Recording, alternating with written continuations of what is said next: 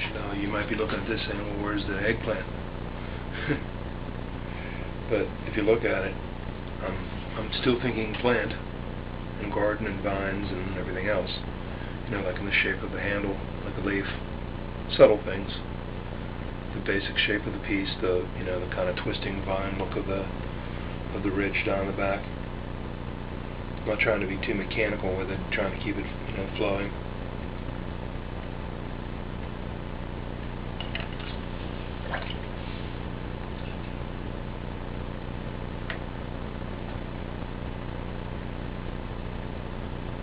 So many things happen by accident when you're doing something like this. Like I just did that line there just to smooth it out, and I noticed that it made a line on the ridge, which I kind of like. It gives me a good place to end my slip color too, which I'm keeping in mind that I'm going to be coloring this, and that I like a line. I don't like to just have one slip stop and another start.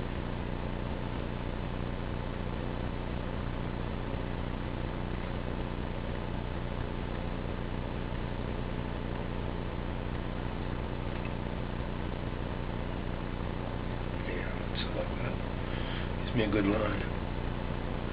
So when I'm adding my slip, I often go back, and sometimes when I'm right at the point where I'm adding my color at the very end, I'm going in and I'm still changing the shape, because I want that slip to have a crisp edge or a smooth one. Things change as you go, and that's where they should be. All the way to the very end. That's how I feel about it. I always felt that if you're not changing things or not changing yourself, then you're stagnant.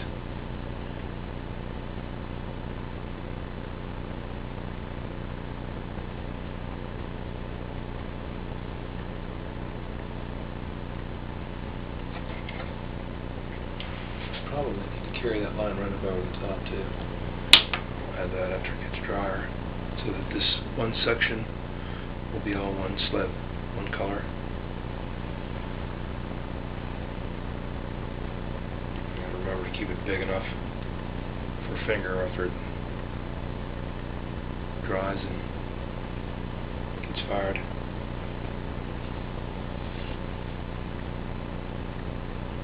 Okay.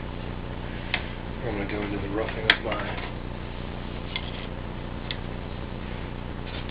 Notice I'm standing now. That's how I usually start off, sitting down, and then as I get going, I get into it and get more sort of aggressive with the clay.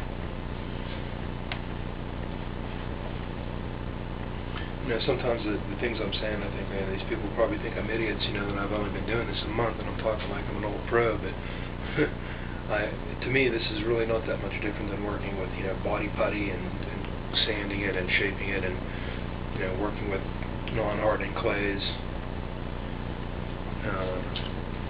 It's no different.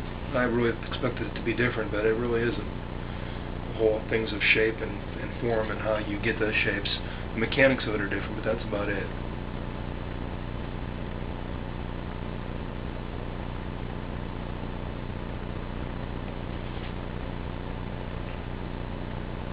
Just putting on a visual center line for my decoration.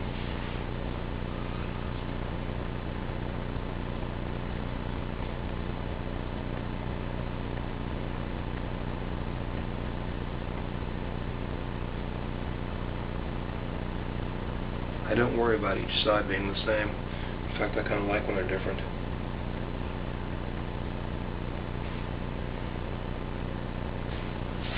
I don't mind when shapes go according to how you can actually reach them sometimes, because I'm keeping in mind, well, that's how they're seeing it too, so not necessarily anything wrong with that.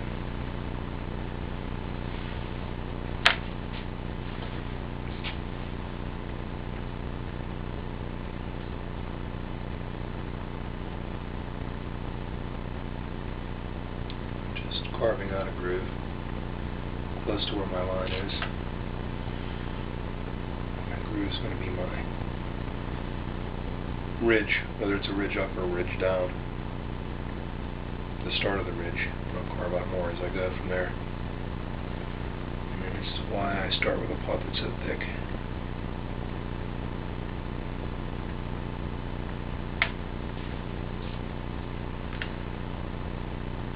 It's funny, even though I change as I go, it seems that I end up real close to what my original idea.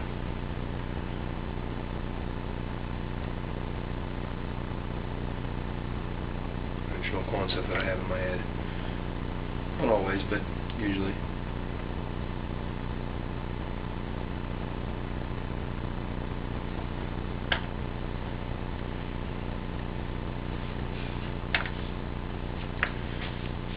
As I take the clay out, I always keep it in a little piece next to me, just in case I want to add something on, which I find that I'm doing a lot of. Looking forward to doing more elaborate pieces also, as I learn more of the mechanics of clay. Sorry I'm whispering, but the birds. You wake the birds, they wake the wife. That's how it goes in this house. Like that, it's like having 5 little alarm clocks. People say, how do you stand the noise? I don't even hear the noise.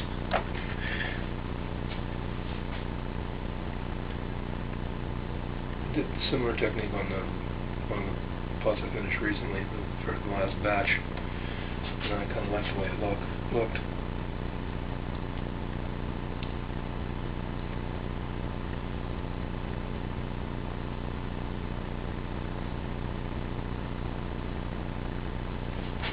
Just adding on that piece that I'll mold in afterwards. This is going to give me my ridge, either a ridge up or a ridge down.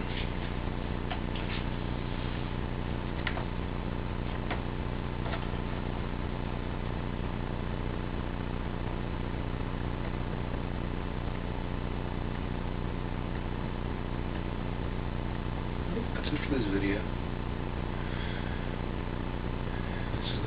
Being very long, I'm sure, but kind of skip through it, see something you like. Thanks for watching.